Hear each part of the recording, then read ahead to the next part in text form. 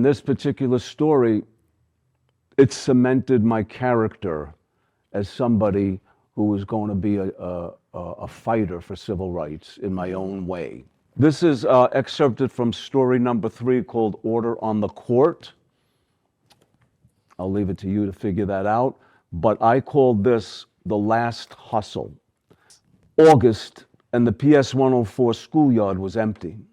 A good thing. Gave me a chance to develop my pitching arm and avoid trouble. As a white kid in the South Bronx in 1967, trouble had a way of finding me. I was bouncing a Spalding rubber ball off the side of the school building. Behind me, I heard a basketball bouncing at the other end of the schoolyard. I turned around and saw a tall, lanky kid, older than me for sure. I didn't know anything about basketball, but I knew he was practicing. The drill went like this: jump and shoot, dribble away from the hoop, jump and shoot, rebound, and finish with a layup. He yelled over, "So, what do you think?" Was this kid talking to me, a 12-year-old white kid? There was no one else around, so I yelled back, "About what?" "Playing basketball." "I never played basketball in my life." "No problem. I'll teach you." The next 4 Sundays, me and Isaac met at the schoolyard. He taught me how to dribble and shoot, plus some cool plays like the baseline jumper, the alley-oop, and the no-look pass to the foul line. After a month, Isaac said, "We're ready." "For what?" "The hustle." This is how the hustle worked. We'd go to parks, schoolyards, wherever there was a court. Isaac went up to a couple guys hanging around the court and talked us up. He'd gesture over to me. The guys would snicker and eagerly cough up a few coins and lay the bet. The hustle brought in real money, but it ended 6 months later in January when my family was forced to move to another neighborhood in the Bronx. In March, Isaac called to say, "Looks like I'm moving too, back to Delaware. Ma's asking about you. The kids miss you. She wants you to come for dinner. Then we're going to do the hustle. One last time, you and me, my brother." It was a warm Thursday afternoon in early April when I walked the 15 blocks to Isaac's. Standing outside the apartment door, I could smell the pork chops. I knew there would be collards and sweet potatoes waiting for me inside. I always liked going to Isaac's. I felt safe there with his family. Ma, the 2 dads, a little brother, 2 little sisters, and the baby, and sometimes me. I stayed there many nights, sometimes for weeks, sleeping on pillows and blankets on the floor in the kids' room. I slept better on that floor than at my apartment.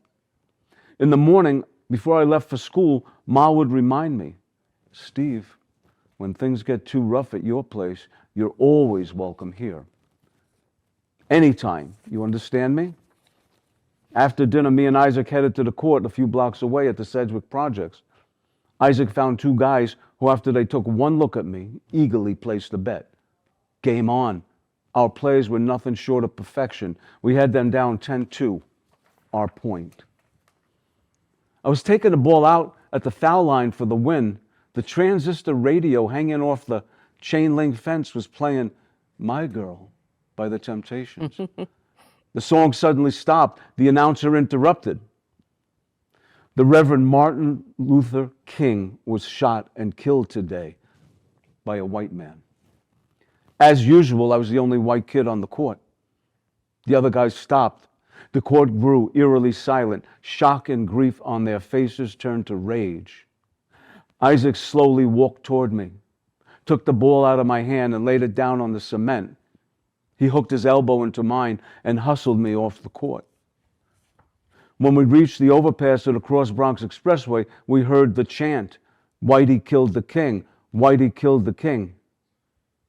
Isaac started to sprint. He looked back at me screaming, "Hurry up, Steve, hurry up." His face was wet with tears. We made it back to Isaac's, barging through the apartment door, panting, trying to catch our breath. The family was in the living room, all 7 of them, watching the news on a small black and white TV. Startled, they turned around and rushed towards us, hugging us, crying. A family embrace. We stood in a circle, quietly holding each other. Isaac announced, "Ma, we're going to keep Steve here for a while till it's safe on the street for him to go home." One of the dads eased himself out of the circle and went over to the open apartment door. He shut the door and one at a time turned each of the three locks. Click, click, click.